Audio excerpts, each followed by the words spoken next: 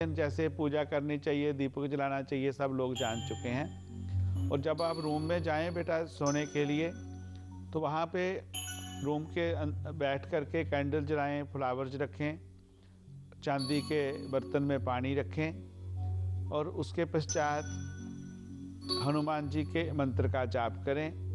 उसके पश्चात आप बगलामुखी जी के मंत्र का जाप करें और कोशिश करें कि पीला वस्त्र पहन करके सोएं। और जब जाप करें तो ऐसा इमेजिन करें कि आपके अंतर से पीली रेजेज निकल के पूरे रूम में फैल गई हैं और धीरे धीरे वो रेजेज जो हैं सिकुड़ करके रूम के चारों किनारों को बांध दिया उन्होंने। और आप कोशिश करें कि एक नींद के बाद आप उठें। जब आपने बांध दिया तो उसी टाइम फिर रूम से बाहर ना जाएं। एक पूरी नींद हो जाए, 2-4 घंटे बाद आप जा सकती हैं, इससे बहुत फर्क पड़ेगा। दूसरा, पीले वस्त्र में फिटकड़ी रख करके उसके ऊपर निवारण मंत्र का जाप करके, देवी कवच का पाठ करके उस फिटकड़ी को आप बेड की दोनों साइड में रखें, उससे आपको बहुत लाभ मिलेगा। और आप अपने रूम में कोई क्रिस्टल की मूर्ति रखें, क्रिस्टल का शिवलिंग रखें और कोई ऐसे विचार, ऐसे थॉट्स लिख के रखें जो किसी महापुरुषों के हैं, किसी महापुरुषों के द्वारा कहे गए हैं। तो इसको आज से ही करेंगे बेटा, अगर आप सुन रहे हैं तो मैं आपको कहूँगा कि 2 दिन में ही इससे फ़र्क पड़ जाएगा। और बाकी के लिए पूरे इलाज के लिए आपको संपर्क करना चाहिए और प्राइमरी स्टेज में आप निश्चित रूप से ठीक होने लगेंगी। किसी भी व्यक्ति को दोस्तों ऐसे बुरे स्वप्न आते हैं, कभी कभी हम देखते हैं कि स्वप्न में बच्चे डर जाते हैं, कभी कभी डरने के बाद बच्चे फिर पढ़ नहीं पाते हैं, तो उनके लिए भी ये सेम उपाय किया जा सकता है। स्वप्न के द्वारा किसी तरह की भी तकलीफ है उसके लिए ये उपाय किया जा सकता है। कभी कभी व्यक्ति स्वप्न में चलने लगते हैं और चलते चलते कभी कभी एक्सीडेंट कर बैठते हैं, कभी कभी मैंने देखा गिर जाते हैं, कभी कभी घर के बाहर आ जाते हैं। उनको रोकने के लिए भी इस उपाय का प्रयोग किया जा सकता है, उसका उपयोग किया जा सकता है। और लगातार अगर ध्यान से इसका उपयोग किया जाए तो व्यक्ति बिल्कुल ठीक हो जाते हैं। और इस बच्ची की बड़ी प्रॉब्लम नहीं है बेटा, माँ कृपा करेगी, जरूर ठीक होगी। स्वामी जी, जैसा कि आप बार बार कहते हैं कि ध्यान किया नहीं जाता, लग जाता है, हो जाता है। और आपने एक और भी बात हमें कही थी कि ध्यान में तब आप माने कि आप हैं जब आप भूल जाएं आसपास का सब कुछ। तो इस कार्यक्रम के दौरान हमें पता ही नहीं चलता, ना वक्त का पता चलता है, ना कोई और बात दिमाग में आती है। और ऐसा ही मुझे लगता है जब आप सब वहाँ बैठे प्रोग्राम देख रहे हैं, हाँ ज़रूर अपने जीवन की समस्याएं याद आती होगी, लगता होगा कि अरे मेरे साथ भी ऐसा हो रहा है या मेरे मन में भी ये प्रॉब्लम है, तो कहाँ मैं शेयर करूँ, क्या मैं कर सकता हूँ? तो बिल्कुल आपका स्वागत। आप इस मंच पर सीधा संपर्क कर सकते हैं, या तो फ़ोन द्वारा या फिर ईमेल द्वारा। अगर आप और ज़्यादा जानकारी चाहते हैं तो हमारी वेबसाइट पर भी जा सकते हैं www.spiritualvidya.com पर। स्वामी जी, आज जो हमने बातें की हैं वो अभी तक नहीं कर पाए थे, लेकिन आज हिम्मत की है, बहुत कुछ जाना है। हमारे सभी दर्शक जो हैं वो आपके साथ शेयर करते हैं, उन्हें बहुत हौसला भी मिलता है। आप हमारे साथ होते हैं, बहुत बहुत धन्यवाद। शुक्रिया दोस्तों। मंत्र जाप करते करते ध्यान हो जाता है, उस परमपिता परमात्मा के आगे बैठे बैठे ध्यान हो जाता है। कुछ दिनों की बात है, कोई व्यक्ति आए मेरे पास पेंसिल्वेनिया से, दिए जलाए, दिए जला के रखे, फूल चढ़ाए, वो पुस्तक खोलने लगे तो बोले अंतर से मेरा मंत्र जाप शुरू हो गया। और 3 घंटे निकल गए, उनको पता नहीं चला, ऐसा ध्यान की अवस्था हो गई। काम पे जाना था उनको, काम पे नहीं जा पाए। जब देखा उठे तो लगा कि ये तो बहुत मैं लेट हो गया। तो उसी वक्त मुझे फ़ोन किया, कैसा हो गया है? मैंने पूछा कैसा अनुभव हुआ, ऐसा अनुभव हुआ? बोले हाँ हुआ, और रोने लग गए, खुशी के आंसू थे। बोले नहीं, आज मैं काम पे नहीं जाऊंगा, आज मैं आपके पास आता हूँ।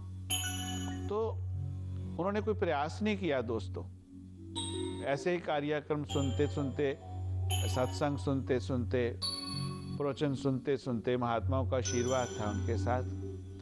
और सबसे बड़ी बात क्या हुई कन्नुप्रिया, कि जो चीज़ वो पिछले 8 साल से ढूंढ रहे थे, जिसके लिए प्रयास कर रहे थे, अब 2-3 महीने में ही उस स्थिति की बात बननी शुरू हो गई उनकी, जिसके लिए सोचते थे बननी शुरू हो गई। उनकी नींद कम हो गई। आज वो रोज़ 3-3 घंटा बैठते हैं, पर वो आनंद नहीं आ पा रहा। वो बात पर उसको ढूंढने के लिए बैठते हैं। उनकी वाइफ बोलती हैं उनमें इतनी चेंज आ गई, रिलेटिव बोलते इतनी चेंज आ गई। सब लोगों को फ़ोन कर कर के माफ़ी मांगी उन्होंने कि मेरे से ऐसी गलती हुई थी, ऐसी गलती हुई थी। सच में जब हम अपने अंतर में जाते हैं तो हमें लगता है कि हम कोई और हैं। तो ऐसे संत पुरुष को बार बार प्रणाम, बार बार नमस्कार। और ऐसा संत पुरुष आप सब में दोस्तों छिपा हुआ है। जैसे जे अपने अंदर के महात्मा तक पहुँचे हैं, अंदर के ऋषि तक पहुँचे हैं, आप भी पहुँच सकते हैं। तो हम जरूर पहुँचेंगे। इसी प्रार्थना के साथ आप सबसे इजाज़त लेता हूँ कन्नौजी से।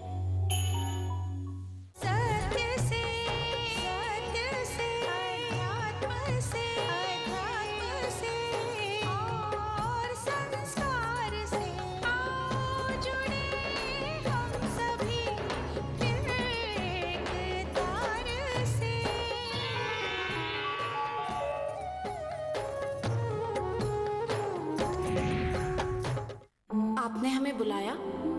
कुछ देना चाहता हूँ तुम्हें। सोचा था शादी के बाद तुम्हें तोहफे में दूंगा। क्या तुम इसे कुछ देर के लिए पहन सकती हो? एक पति का अपनी पत्नी पर इतना तो हक बनता ही है।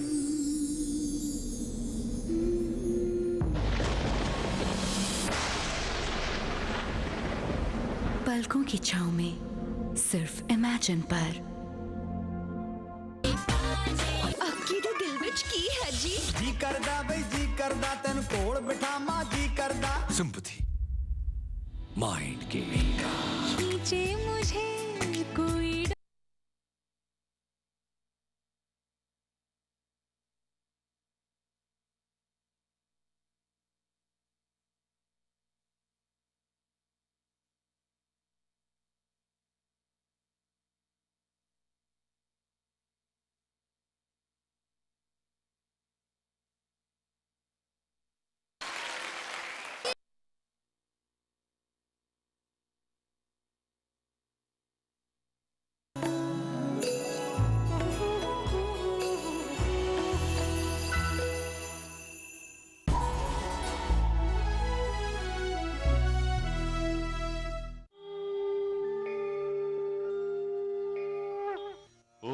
श्री गुरुवे नमः।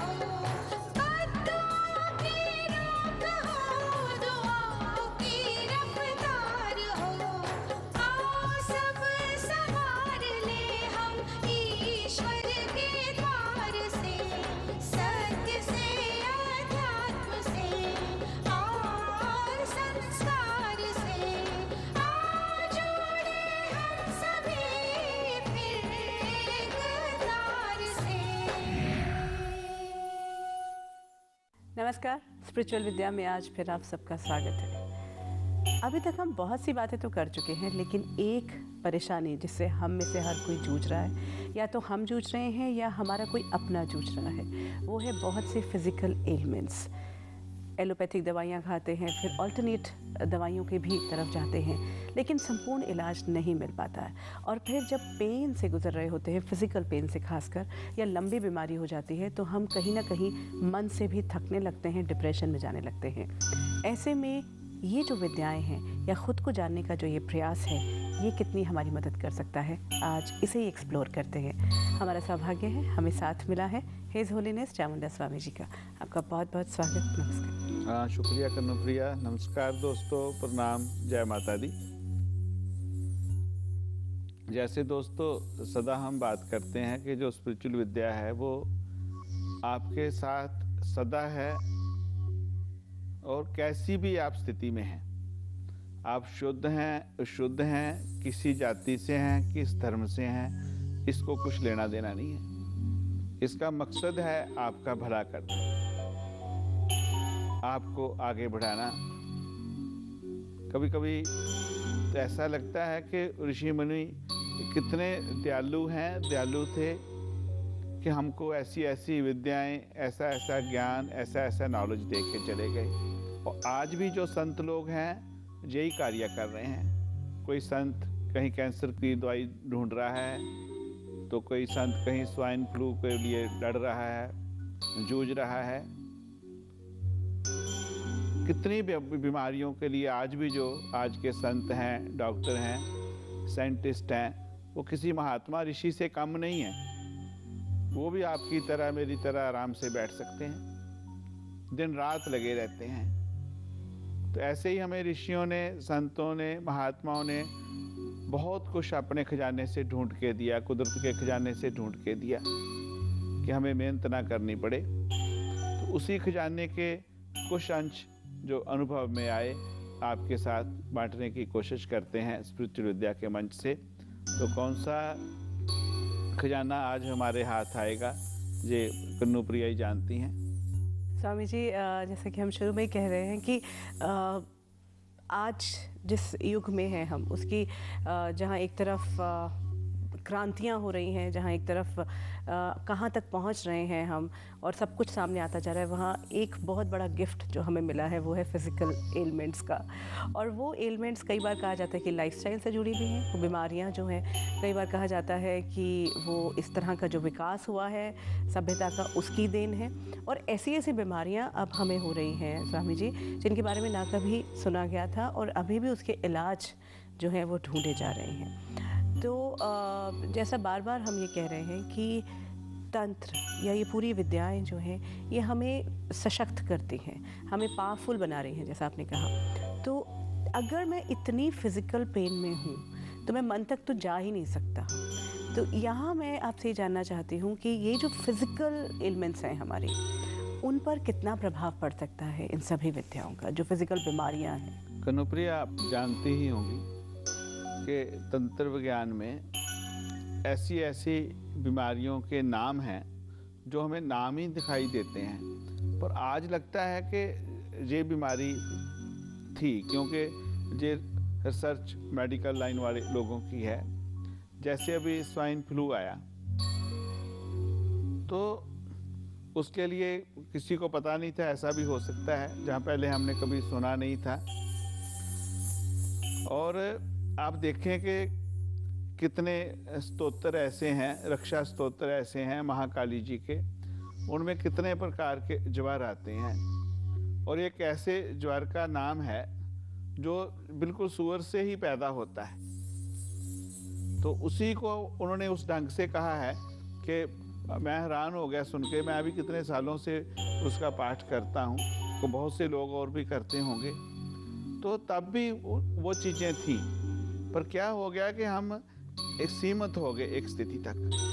हमारे महात्माओं ने, हमारे शास्त्रों ने जो भी होने वाला है उसके लिए आगाह किया है। और कुछ ग्रंथ ऐसे हैं दोस्तों कि जो पाठ करने के लिए नहीं हैं, आप उन पर अमल करें। आप रामचरितमानस का पाठ करते हैं, मैं उसके विरोध में नहीं हूँ, पर उसमें अमल करना है, ये बहुत ज़रूरी है। पाठ हम कितना भी करते रहेंगे, रटते रहेंगे, उस पर अमल नहीं करेंगे तो बात नहीं बनेगी। और रामचरितमानस एक ऐसा ग्रंथ जो आपको बताता है कि कैसे अच्छे राजा बनना है, कैसे अच्छे भाई बनना है, कैसी अच्छी पत्नी बनना है, कैसी अच्छी माँ बनना है। उसमें ये भी दिखा दिया गया कि एक बुरी माँ का रोल भी क्या हो सकता है। और मैं एक जगह पढ़ रहा था कि कैकेयी ने सुधार के लिए ये सब कुछ किया, उसने अपने ऊपर कलंक लिया। और आज भी अगर हमारे देश में बुराई को ख़त्म करना है, विश्व में ख़त्म करना है, तो किसी को तो अपनी जिम्मेदारी लेनी होगी, किसी को तो अपनी कुर्बानी देनी होगी, तो बात चलेगी। तो अगर बीमारियों के लिए डॉक्टर जूझ रहे हैं, साइंटिस्ट जूझ रहे हैं, तो हम आध्यात्मिक व्यक्तियों का भी फर्ज बनता है कि हम भी जूझें, हम भी उस स्थान में आगे आएं और जो जो मंत्र बने हैं उनका प्रयोग करें। स्पिरिचुअल विद्या बहुत छोटी संस्था है, तो फिर भी हमने प्रयास किया कि कौन से मंत्र के द्वारा कौन सी बीमारी को ठीक किया जा सकता है। तो सबसे ज़्यादा हमने जो सफलता पाई माइग्रेन में, ब्लड प्रेशर में, डिप्रेशन में, और कभी कोई घातक पेन जो है उनमें, और कुछ में सफलता नहीं पाई और मेडिकल की सहायता से उसमें इम्प्रूव करने में सफल हुए। जैसे बीमारियों के लिए तो कनुप्रिया मेडिकल साइंस बनी है। और दोस्तों, आप बीमार हो तो मेडिकल में ही जाना, स्पिरिचुअल विद्या के पास नहीं आना। एक बात को ध्यान रखना, मेडिकल के पास जाने के बाद फिर स्पिरिचुअल विद्या के पास आना, स्पिरिचुअलिज्म में आना, तो आपकी बहुत बड़ी मदद हो जाएगी।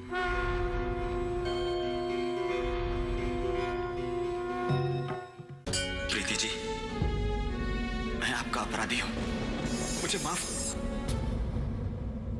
मैं पति होने का कर्तव्य भूल गया था, लेकिन अब मैं वादा करता हूं, अब हर कदम पर मैं आपका साथ दूंगा, आपके दिल की हर बात समझूंगा, भूल से भी कभी आपका दिल नहीं दुखाऊंगा। आपकी खुशी में ही मेरी खुशी होगी। दो हंसों का जोड़ा सिर्फ इमेजिन पर। Is brought to you by BimaLife.com. Research, compare and save big on your life insurance. In association with Nagar Baba. जोग को संजोग में बदलें। थर थर कांपूं, पल पल हाँपूं, दिल धक धक धड़के जाए। मेरी नींद गई, मेरा चैन गया, कोई याद मुझे तड़पाए। मरीज़े मुहब्बत दबा हुआ रे। Is brought to you by VisitorsCoverage.com. Best travel insurance for USA visitors. आपने हमें बुलाया? कुछ देना चाहता हूँ तुम्हें। सोचा था शादी के बाद तुम्हें तोहफे में दूंगा। ये किसकी धुन में डोले? क्या तुम इसे कुछ देर के लिए पहन सकती हो? एक पति का अपनी पत्नी पर इतना तो हक बनता ही है।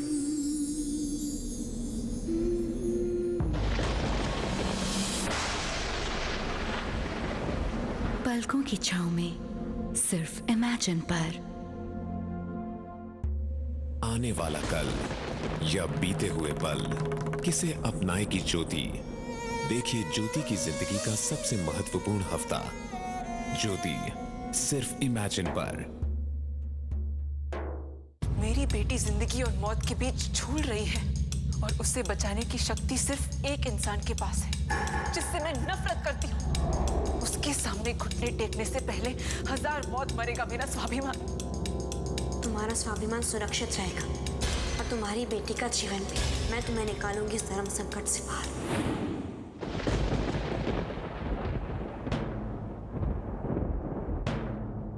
बंदनी सिर्फ इमेजिन पर। Is presented by New York Life. Life is beautiful with a company you keep. कभी सोचा भी नहीं था कि मुझे पहली नजर में प्यार हो जाएगा। स्वरा, तुम आज तक थी कहाँ? मुझे तो ये भी पूछने का मौका नहीं मिला कि तुम मंदिर में गाने के अलावा और करती क्या हो।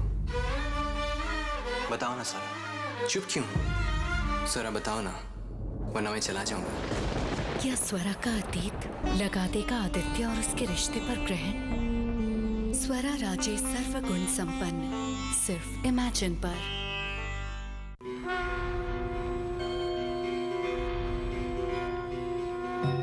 बिल्कुल, बहुत सुंदर आपने बात कही है स्वामी जी की। रिचुअल तो हम लोग हैं ही, जो भी हम सीख रहे हैं ये उसे तो आत्मसात करते ही जाएं, जो जो हम सुन रहे। और एक और बात आज जो आपने कही है, I think this is something which हमें जिसके बारे में ज़रूर सोचना चाहिए कि हम पाठ करते हैं, हम सारे स्रोतों का पाठ कर जाते हैं, पूरा हम जो एक एक भाग होता है वो पढ़ जाते हैं, लेकिन अमल कितना कर पाते हैं। आज हमें ज़रूर सोचने की बात है कि हम में से हर कोई रामायण के बारे में जानता है, रामचरितमानस के बारे में जानता है स्वामी जी, लेकिन इम्प्लीमेंट के बारे में हम कभी ये नहीं मान पाते कि ये मेरे जीवन के लिए भी है। समवेयर हमने ये मान लिया कि मैंने वो पढ़ लिया, मेरा काम खत्म हो गया।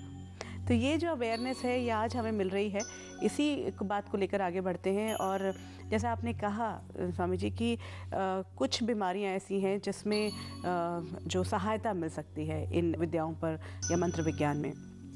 माइग्रेन से ही शुरू करते हैं, क्योंकि बहुत से दर्शक जो हैं वो अलग अलग कारणों से जो है माइग्रेन से जूझ रहे होते हैं, तो उसमें हमें कैसे मदद मिल पाएगी? जैसे आपको कोई भी बीमारी है तो योगा वाला कहते हैं कि आपको योग में जाना चाहिए, जो आसन व्यायाम है उनको करना चाहिए।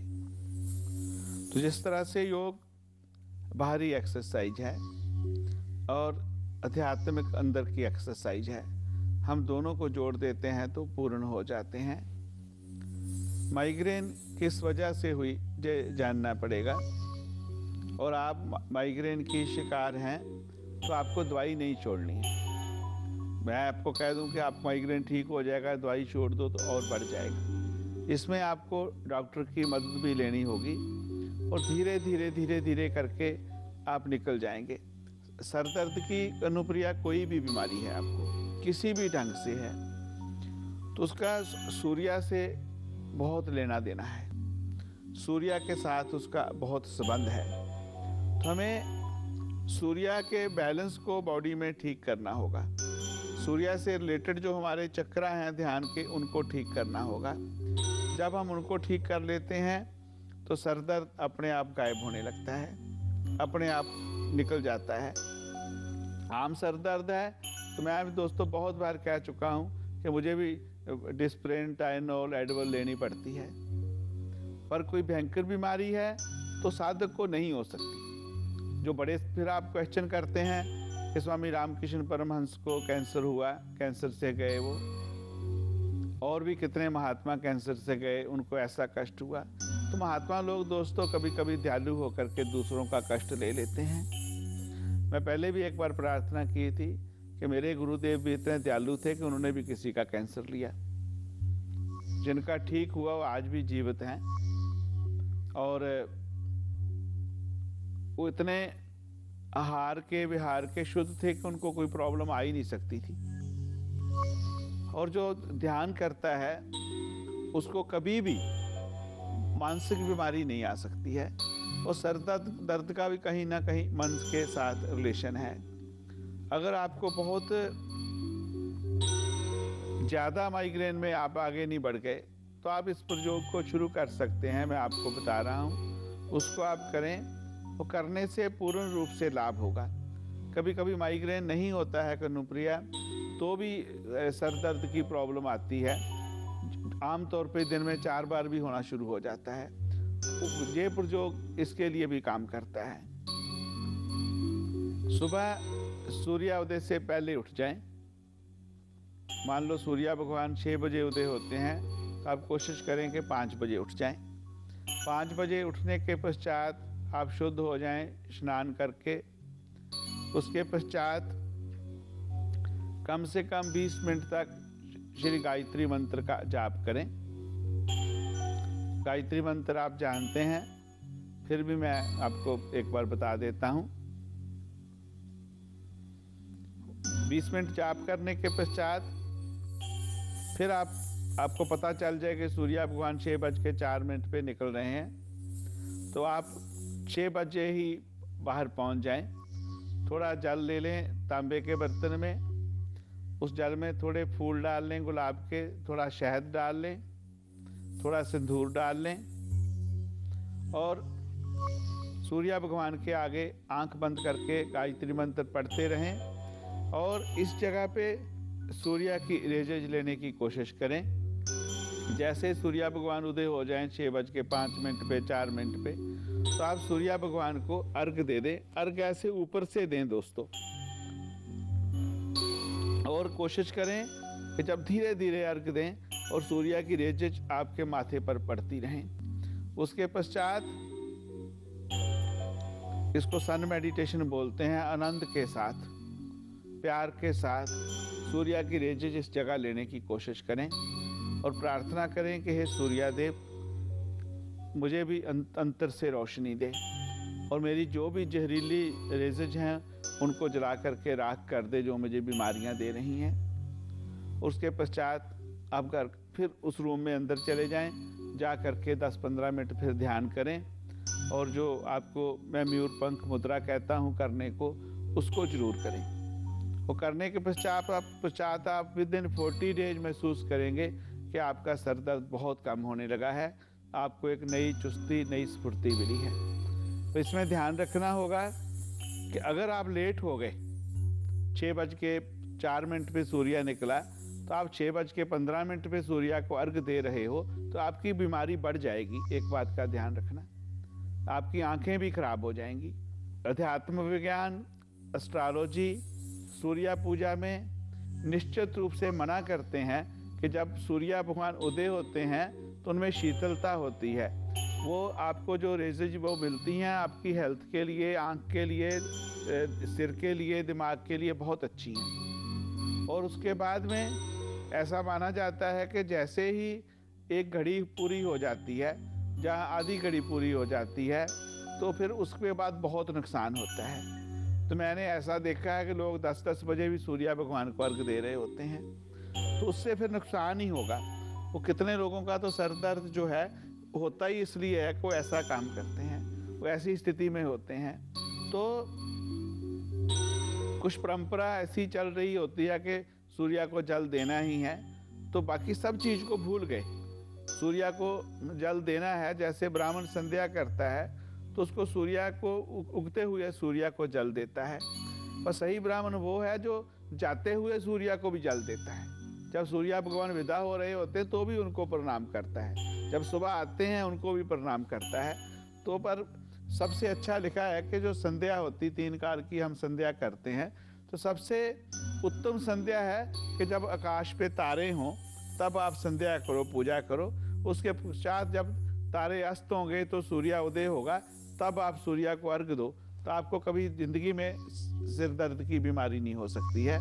और ज़्यादा है दोस्तों तो उसके अलग अलग से और प्रयोग हैं, वो क्रियात्मक रूप से आपको सीखने पड़ेंगे, ऐसे बताना कठिन है। पर माइग्रेन जो पूजा कन्नुप्रिया ने सबसे पहले निश्चित रूप से ठीक हो सकता है। फिर आप अभी प्रश्न करेंगे कि सुबह कौन उठे, कौन जगे, तो नहीं कर सकते हो तो सहन करें, कोई रास्ता नहीं है। और नहीं, पर मुझे लगता है कि क्योंकि हम वो जो एलोपैथिक मैं उससे गुजरी हूँ ये माइग्रेन से, तो वो जो एलोपैथिक हम दवाई भी खाते हैं स्वामी जी, वो उसके आफ्टर इफेक्ट्स इतने ज़्यादा होने लगते हैं और वो भी कहीं ना कहीं एडिक्शन का एक कारण बनने लगती है। तो ये तो प्रयास हम कर सकते हैं। और आपने कहा कि 40 दिन का प्रयोग, एक्चुअली हमें ये देखना पड़ेगा, हम अदरवाइज़ कभी अपने बच्चे को फुटबॉल खिलाने जाना हो या किसी और क्लास में लेकर जाना हो तब तो हम तैयार हो जाते हैं। अपने लिए हम क्यों नहीं ये प्रयास करने की कोशिश करते? आज अपने आप से ये वादा करें कि ये हमारे अपने हित के लिए है। ट्राई करके देखें, हमारा अपना अनुभव हमें शक्ति देगा, हमारे अपनों के लिए भी बहुत फ़ायदेमंद रहेगा। स्वामी जी, जैसे हम बात कर रहे हैं प्रॉब्लम्स की, और कौन सी ऐसी बातें हैं, बहुत से लोग हैं जो जिस तरह के अब हमारे पास ईमेल्स भी आ रहे हैं, मोना का ये आया है, ये लिखती हैं कि इन्होंने शादी के 3 साल बाद कंसीव किया है और इनकी प्रॉब्लम ये है कि डॉक्टर्स ने बताया कि इनके ट्रिपलेट्स हैं और कुछ कॉम्प्लिकेशंस भी हैं। डॉक्टर्स कहते हैं कि इन्हें बहुत ज़्यादा प्रिकॉशंस भी लेनी पड़ेंगी और हो भी सकता है कि डिलीवरी नॉर्मल हो या फिर सिजेरियन भी हो सकती है। तो ये जानना ये चाह रही हैं कि क्या इस विज्ञान में, इस साधना में कोई ऐसा उपाय है जो इनकी डिलीवरी को नॉर्मल कर पाए और जो बच्चों का जो जीवन है वो कायम रहे और स्वस्थ रहे, क्योंकि यहाँ ट्रिपलेट्स में शायद ये भी एक संभावना बनी रहती है। डिलीवरी नॉर्मल हो पाए कन्नुप्रिया, ट्रिप्लेक्स में दिक्कत है, ऐसा कोई आश्वासन के साथ उपाय नहीं कहा जा सकता। पर बच्चों की पूर्ण डेवलपमेंट हो, बच्चे हृष्ट पुष्ट पैदा हों, बच्चे अच्छे हों, इसके लिए मंत्र विज्ञान में, तंत्र विज्ञान में बहुत से उपाय हैं। तो जहाँ पे फिर साइंस की अपनी विधा है, वो स्कैनिंग से बच्चे को देख पा रही है कि क्या है, बच्चा कैसे डेवलप हो रहा है, और साइंस बच्चे की डिलीवरी के लिए भी पूरे इंतजाम कर रही है। आज देखें, आज से 50 साल पहले कहाँ देख पाते थे। आज आप सब कुछ देख लेते हैं, बच्चे को क्या स्थिति है, बच्चा कैसा पैदा होगा, किस स्थिति में है। आज से 50 साल पहले तो अंदाजे से काम चलता था। तो इसलिए साइंस वाले किसी महात्मा ऋषि से कम नहीं है, इतना कुछ जो कर रहे हैं ना। और हमें दोनों का मिश्रण करके लाभ लेना चाहिए। हम अध्यात्म है तो साइंस की आलोचना कर रहे हैं, साइंस है तो अध्यात्म की आलोचना कर रहे हैं, ऐसी बात नहीं है। दोनों एक दूसरे की पूरक हैं, दोनों का ही साथ लेना चाहिए। और एक बात निश्चित रूप से कन्नुप्रिया पक्की है कि अगर आप मानसिक रूप से प्रेग्नेंट औरत को या उसके अंदर बैठे हुए बच्चे को जो मैसेज देते हैं उसको वो रिसीव करते हैं, उसको वो स्वीकार करते हैं और उससे उनको फर्क पड़ता है, उनसे उनको लाभ मिलता है। मेरे बहुत अच्छे शिष्य हैं दिल्ली में, तो उनके 3 बच्चे पैदा हुए। ये लगभग मेरा ख्याल 96 की बात होगी। मैं तब गुजरात में था, मुझे बताया उन्होंने, बुलाया उन्होंने, तो बच्चे प्री मैच्योर हो गए। तब पता नहीं चला पहले ट्रिप्लेक्स होंगे। देखो उस टाइम भी नहीं पता चल पाया ये ऐसी स्थिति है, अंदाजा लगा रहे थे। तो जब हुए तो डॉक्टरों ने कहा कि एक बच्चा शायद बच जाए, बच्चे नहीं बच पाएंगे। बहुत परेशान हुए। वो बच्चा मेरा बच्चा ही है, बहुत अच्छा मेरा शिष्य है, मेरा परिवार है। बोले गुरुजी आप बचा सकते हो, ये करो। मैं भैया डॉक्टर कह रहे हैं तो कैसे बचेंगे? बोले नहीं आप आ जाओगे तो हो जाएगा। मैं आया, आने के बाद देखा छोटे छोटे बच्चे ऐसे वो मशीन के अंदर रखे हुए हैं, देख के बड़ी परेशानी। उनको तो मैं आश्वासन दूं पर अंतर से मुझे लगे कैसे होगा। बड़ी परेशानी की स्थिति। 2 दिन में उपाय ढूंढ लिया गया कि क्या करें। उनको उनकी माम को कहा कि तू बेटे ये करना, पिता को कहा तू ये करना। मेरी बेटी छोटी थी, बोली पापा नहीं उसके लिए जरूर करो, बच्चे बहुत अच्छे बच्चे हैं। तब वो शायद 14-13 साल की होगी। तो 13-14 साल के बच्चे को बच्चों से बहुत प्यार होता है। तो मेहनत की माँ ने इज्जत रखी, माँ ने कृपा की। आज तीनों बच्चे ठीक ठाक हैं। और अक्षय बेटा है, 2 बेटियां हैं। वो मेरा सबसे अच्छा दोस्त है, बहुत प्यार करता है मुझे। उसको स्कूल में एक दिन आर्टिकल लिखने को मिला कि माई बेस्ट फ्रेंड, तो उसने लिखा चमुंडा स्वामी इज माई बेस्ट फ्रेंड। उन्होंने पूछा स्कूल वालों ने कि कौन है, कि पर वो कैसे मेरा दोस्त बन गया जब उसको रोज हीलिंग देते रहे, रोज हीलिंग देते रहे और उसके उस आत्माओं के साथ प्यार हो गया, बात हो गई। तो उस प्रयोग को अगर हमें पहले पता चल जाता तब कि 3 बच्चे हैं पेट में, तो ऐसी उनको जो वो कष्ट भी सहन करना पड़ा वो भी नहीं सहन करना पड़ता। इसलिए इसका तो मुझे अनुभव है कि प्रेगनेंसी में बच्चे को कैसे मैसेज देना है, किस ढंग से करना है। पर बात वही बेटे फिर आती है कि आपको टाइम देना पड़ेगा। आप सोचेंगे स्वामी जी आप कर दो, तो नहीं हो पाएगा। मैं गाइड कर सकता हूँ, मेरे साथी साधक लोग आपकी हेल्प कर सकते हैं, पर मुझे करना आपके ही थ्रू पड़ेगा। क्योंकि एक माँ जो बच्चे के लिए प्रार्थना कर सकती है, दुनिया में कोई और नहीं कर सकता।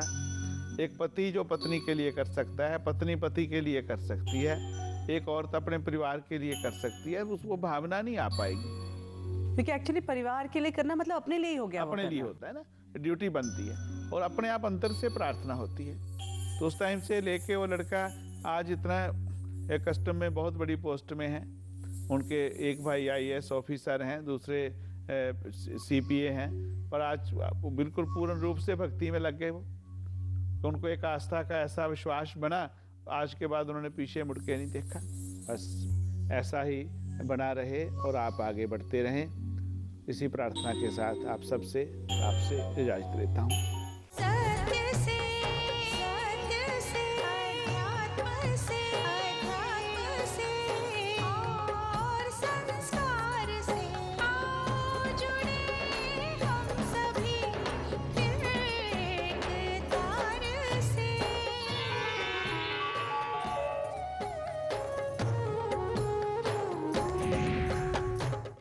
कभी सोचा भी नहीं था कि मुझे पहली नजर में प्यार हो जाएगा। स्वरा तुम आज तक थी कहाँ? मुझे तो ये भी पूछने का मौका नहीं मिला कि तुम मंदिर में गाने के अलावा और करती क्या हो। बताओ ना स्वरा, चुप क्यों?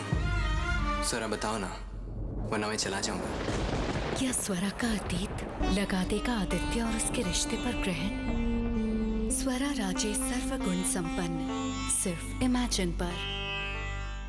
हे, 1 करोड़ जीतना है। टीवी तो देखते ही होंगे। पूछो कुछ सवाल। इंडियन टेलीविजन पर पहला स्वयंवर किसने रचाया? दाग अच्छे हैं, किस वॉशिंग पाउडर ने सिखाया? रोती है किस चैनल पर? बंधनी। कौन है मुंबई इंडियंस की महारानी, टीना या नीता अंबानी? जानते हैं ना? टीवी तो देखते ही होंगे। जवाब दीजिए और 1 करोड़ जीतिए। बिग मनी, छोटे पर्दे का बड़ा गेम शो। बिग मनी, छोटे पर्दे का बड़ा गेम शो, सिर्फ इमेजिन पर।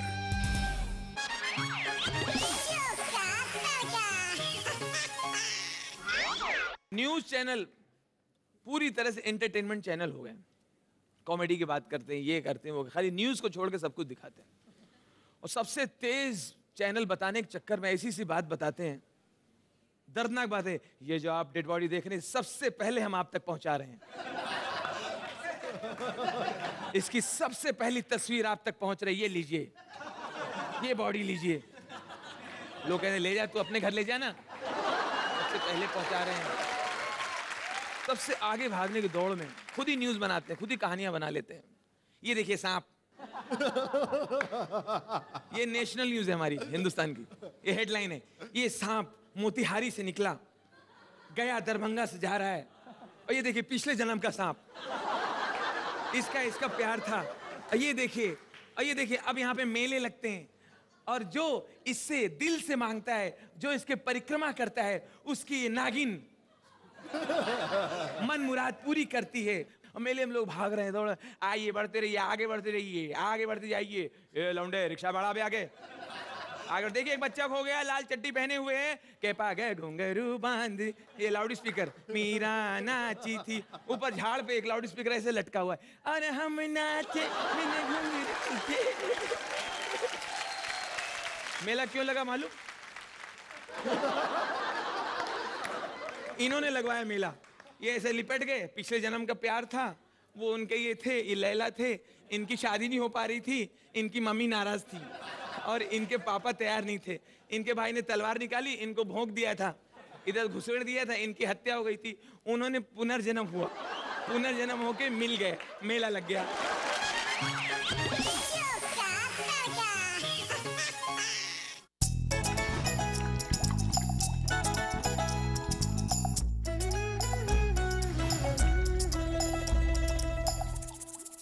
This program is brought to you by BimaLife.com. Research, compare, and save big on your life insurance in association with Nagar Baba, Jog Ko Sanjog.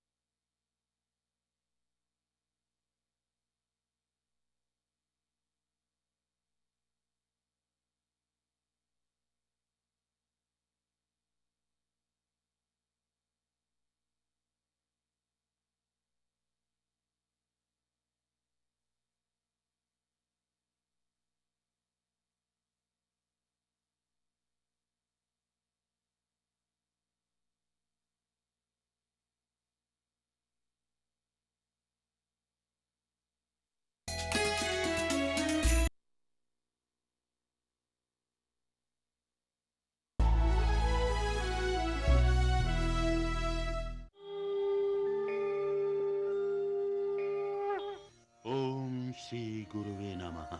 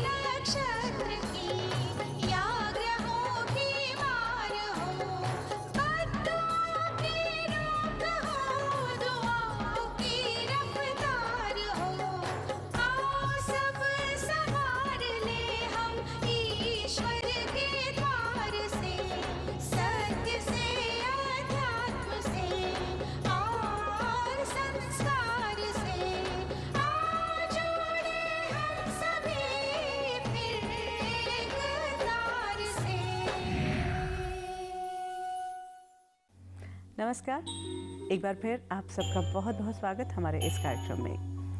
कहा जाता है कि ज्ञान का अनंत सागर है, तो जब भी हम इस मंच पर आपसे मिलते हैं कुछ ना कुछ ज्ञान की बातें करते हैं, लेकिन हर बार प्रयास वही रहता है कि जो भी ज्ञान मिल रहा है उसे इम्प्लीमेंट करना सीख लें, उसे अपने अनुभव में ले आएँ। वो प्रयोग हम इस कार्यक्रम में जानते हैं जो हमारे जीवन में वो परिवर्तन ला सकते हैं जिसको हम तलाश रहे थे। आज भी एक ऐसा ही विषय हम लेकर आए हैं जिसके बारे में शायद हम में से हर कोई जानना चाहता है, और वो है हीलिंग का। इतनी सारी बीमारियों से जूझ रहे हैं हम, फिज़िकल बीमारियों से, मानसिक बीमारियों से भी, लेकिन फिज़िकल बीमारियों की जो परेशानी है, जो दर्द है, वो बहुत गहरा होता है। तो क्या स्पिरिचुअल हीलिंग या स्पिरिचुअल पावर्स में ऐसी कोई शक्ति है, ऐसे उपाय हैं जो हमें उस पूरे दर्द से निजात दिला पाए? यही जानने का प्रयास करेंगे। हमें साथ मिला है हिज होलीनेस चामुंडा स्वामी जी का। उनका बहुत बहुत स्वागत करते हैं। नमस्कार। नमस्कार कन्नुप्रिया जी, प्रणाम दोस्तों, नमस्कार बहुत बहुत आपको। दोस्तों, ज्ञान सुनने से बढ़ता है, नॉलेज सीखने से मिलता है, पर आध्यात्मिक ज्ञान जो है वो आपको साधना से मिलेगा। आध्यात्मिक शक्ति आपको साधना से मिलेगी, और साधना आसान है, मुश्किल बात नहीं है, कठिन बात नहीं है। आप जान चुके हैं, कर भी रहे हैं, और जो कुछ सोच रहे हैं कब शुरू करेंगे, बस आज से ही शुरू करें। और आपकी शुरुआत नए दिन आए दिन आपको नए नए परिणाम देगी, नए नए रिजल्ट देगी।